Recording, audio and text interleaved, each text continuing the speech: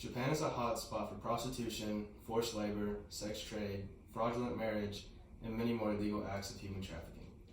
Hello, my name is Greer Harbison, and today we'll be talking to you about human trafficking in the country of Japan, one of the most notorious countries taking part in human trafficking. More specifically, what is already being done to reduce it, and what the country could be doing to help reduce the amount even more. This is important for you to hear because human trafficking is something that happens every day in almost every city in every country in the world. It even happens in Tennessee, our own backyard. I'm a credible source for talking about this topic due to research I've conducted over the past few weeks. As I stated before, human trafficking in Japan is a major problem. The information I present to you today will hopefully allow you to gain a better understanding of how much of a problem human trafficking is and what could be done to help prevent it. First, I will recap some of the main bits of information of what human trafficking is like in Japan. Human trafficking in Japan is primarily conducted by sex trade.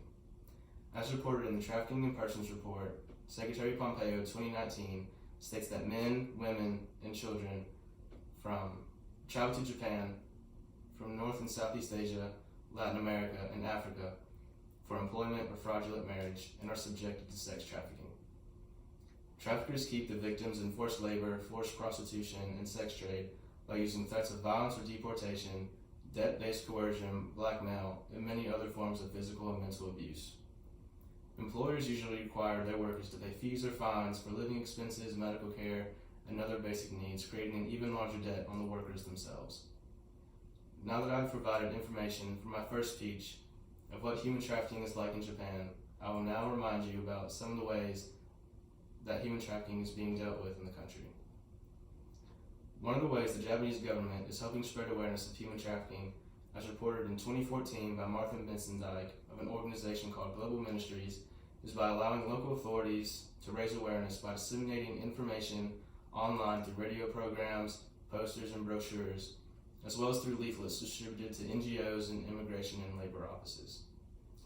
Another way that NGOs in Japan are helping spread awareness and preventing human trafficking, besides providing safe havens and protection for victims, is pushing for more penalties against traffickers and kidnappers that are caught and prosecuted. Now that I have given a couple examples of what the country of Japan is already doing to prevent human trafficking, I will now try to persuade you of some of the ideas I have come up with for Japan to adopt to help their fight against human trafficking. For Japan to further make a difference in providing awareness and protection for human trafficking victims, the government could take more initiative to create stronger relationships with organizations. If the government created a stronger relationship with organizations, they could both effectively be working together to create a stronger strategy to help identify victims and traffickers, rescue and protect those victims, and come up with stricter penalties for traffickers that organizations have been pushing for to ultimately get rid of human trafficking. Creating an official relationship between the government and organizations, even including non-governmental organizations, would drastically reduce the amount of trafficking, sex trade, and forced labor within the country. An example given in the 2017 Trafficking in Persons report, Secretary Tillerson reports that organizations in the Japanese government came together to help establish an interagency task force to combat child sex trafficking, using dating services connecting adult men with underage girls. If the government were to create this alliance with more organizations within the country, it would be beneficial in creating new laws and penalties that should be given to traffickers. This reason being, the government would have a closer relationship with the victims that they help rescue.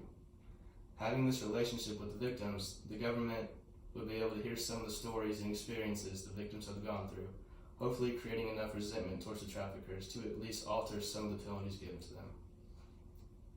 The Council for the Promotion of Measures to Combat Trafficking in Persons 2017 reports that in 2016, Japan convicted only 37 traffickers. 10 of those only received jail time, and the rest received some probation.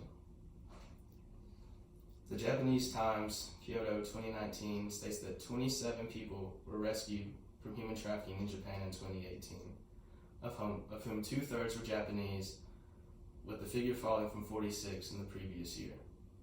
All victims were females, and including 5 Japanese children. The authorities say the victims were forced to performing sexual services in order to pay off illegal loans. An alternative way for the two bodies to work together as they aim to prevent human trafficking is possibly funding some of the leading organizations inside the country. This could allow those organizations to have more resources to provide to victims, such things like shelters, food, protection programs, and more awareness practices to help spread more information to the victims and to the public. To summarize, the efforts being taken against human trafficking by organizations and the Japanese government are plentiful, to say the least. Finally, while human trafficking is difficult to completely get rid of, both the government and organizations could take up some of the ways I suggested earlier to possibly further help preventing human trafficking. I urge you all to think about these proposals I've made and make sure to keep your eyes out for any signs of human trafficking no matter where you are.